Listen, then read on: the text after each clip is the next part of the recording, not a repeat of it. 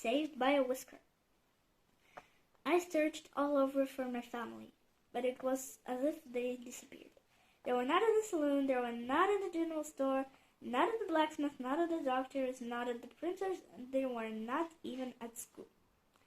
Although that last one didn't surprise me. My cousin Trap never did well in school. His best subject was lunch. 2 grilled cheese sandwiches plus 2 cheddar pies equals 1 happy Trap. Just then I heard someone shouting. It was my cousin. He was at the railroad station. Then I gulped. Then I heard another voice.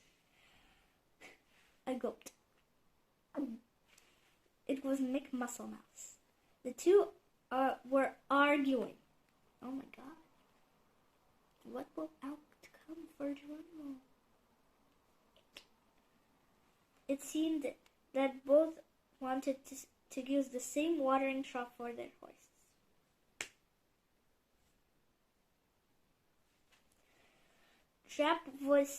Trap's voice was so loud and shrill. You think you're so smart, he shrieked. Just wait until my cousin gets here. He'll teach you a thing or two. He got more brains than the whole library. Mick spat on the ground. Oh yeah? He thundered. Who's your cousin? I tried pretending I was a statue. It didn't work. A plump rodent in the crowd spotted me. There he is, Mick. The one with the glasses. Oh my God. Sorry. He pointed out. Trap pushed me. Trap pushed me forward. I nearly fell flat on my snout. Don't push me! I can't stand it when you push me. This will be the main scenario of the film when something bad is about to happen. I complained. Mick Musclemouse glared at me. You again? He yelled. You again? He yelled. The next thing I knew, I was flying through the air. Mick had hurled me into the sky. Oh my God. I landed with a loud splash in the watering trough. The horses looked annoyed. The undertaker on the other paw looked thrilled. He jumped up and down and clapped his paws. Grimsley, let's finish the wooden coffin for the stranger, he cried. Something tells me he may need one soon. Grimsley sniggered and raced away. Right at that moment, a skinny old lady with a flower in her hat came by. She reminded me of my great aunt No Nonsense. She was one strict rodent. A coffin, the perfect size for Geronimo.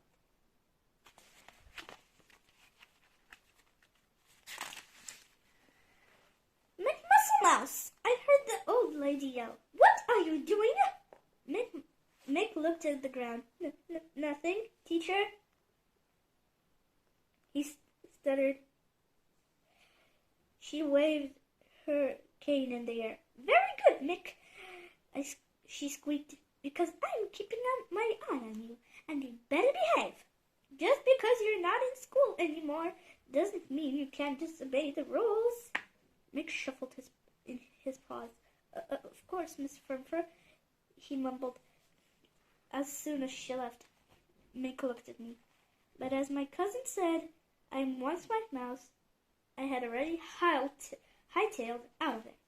That means he ran really fast. No guns for Geronimo Stilton. We returned to the saloon. Our rooms were on the first floor. The beds were full of fleas. The walls were stained and peeling. The floor had mounds of dust. And the smell was enough to drive a mouse to drink rat poison. Why would a mouse drink rat poison? It's for rats. Trap pinched his nose. Gearmeister, is that you? You should stay away from those beans. He smirked. I sighed. Oh, why did I get stuck with such an obnoxious cousin?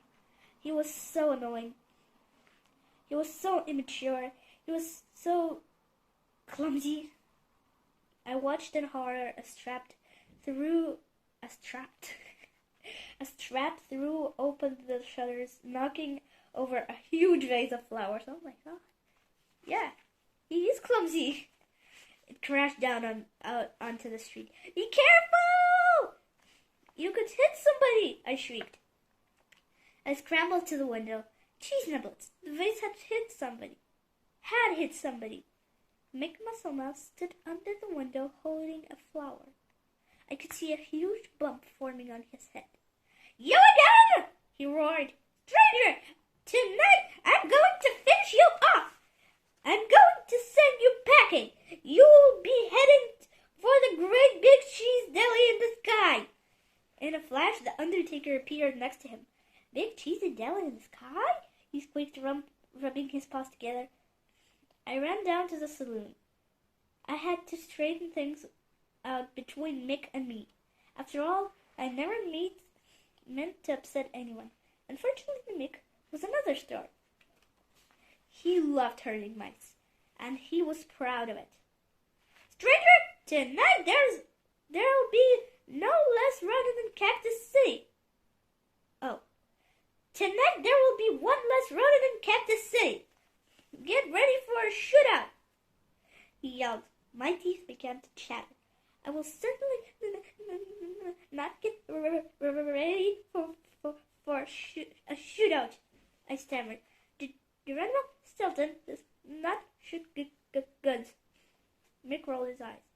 I think he does shoot guns, but not in the bad way.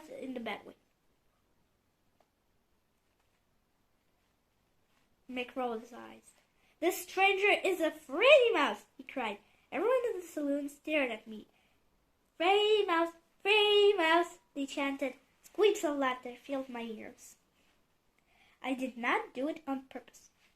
Before I could decide what to do next, 1. I slipped on a potato peel. 2. I somersaulted into the air. 3. I accidentally kicked Mick in the snout. 4. I grabbed the lamp, whatever it is. The chandelier, yes. 5. I swung onto the balcony. 6. I slid down the banister. 7. I accidentally headbutted Mick. 8. I fell down on a loose board. 9. I knocked a watermelon into the air. 10. I watched as the watermelon landed on Mick's head. There's a silly part here. Never mind the toast. 11. I did not do it on purpose. I apologize to Mick. The pictures are just too funny. Look at the pictures. They're so silly.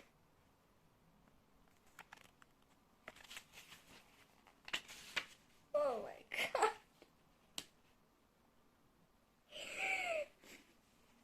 The crowd in the saloon stared at me with respect. What a mouse! What a fighter! What a daredevil! But I did not do it on purpose! I'm not a fighter! I'm not strong! I protested. Miss Firmfur, the teacher, felt my muscles. You mouse! I will not have bet a penny on you. I must make what makes Swiss cheese out of you, she commented. You are strong. Miss Dolly batted her eyelashes. Ooh, Mr. Geronimo, she squeaked in a soft voice. You are much stronger than Mr. Muscle Mouse. Much, much stronger. She's flirting. Right now she's just flirting. I could tell Mick felt awful. He looked as he was going to cry. The Undertaker shook his head. Too bad they didn't fight it out, he said. No coffins needed here, I guess. At the moment, the earth trembled. A cloud of dust rolled into the town. A group of gun-shooting mice galloped behind it.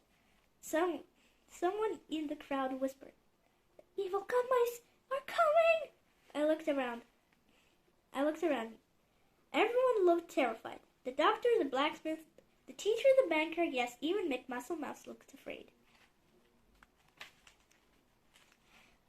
I am the strongest. The gun mice stopped in the center of the town. They were pulling a wagon. Inside the wagon sat an enormous barrel. I wondered what's inside it. But there was no time to think about it. I was too busy thinking about the leader of the gun mice. He was the scariest rodent I had ever seen. He was dressed all in black, from his leather pants to his coal black hat. His black cowhide boots, cowrat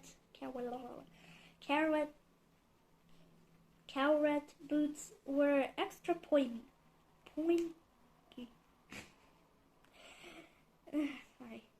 They were extra pointy. They looked like they could spear a rodent with one hard pocket. Yeah, and done. His face seemed to be stuck in a permanent scowl. I shivered. Who was this evil gun mouse, and what was he doing to Cactus City? What was he doing in Cactus City? Just then I noticed something shiny pinned to his shirt pocket. Red munching rattlesnakes. It looked like... No, it couldn't be. It was a sheriff's star. How could this evil-looking gun mouse be a sheriff? A crowd gathered around him. Citizens of Cactus City, the evil-looking gun mouse shouted. From now on, you will cheer when I enter town. I want singing, I want dancing, I want a plate of nachos. I didn't know they know what nachos are. With heaping gobs of cheddar. Rodents rushed to obey his orders. One led, of course, long live the sheriff. Another started teaching a new line dance. A third produced a plate of steaming nachos. How did they make it so fast? The sheriff shoved some chips into his mouth. Too hot, you fool, he hissed. Too hot, you fool, he hissed. Everyone stopped cheering. They stopped singing. They stopped dancing. They were too scared to squeak. That's the end of these chapters, folks. If you like this book, put a like, subscribe to the channel, because the channel is new and it's not very popular.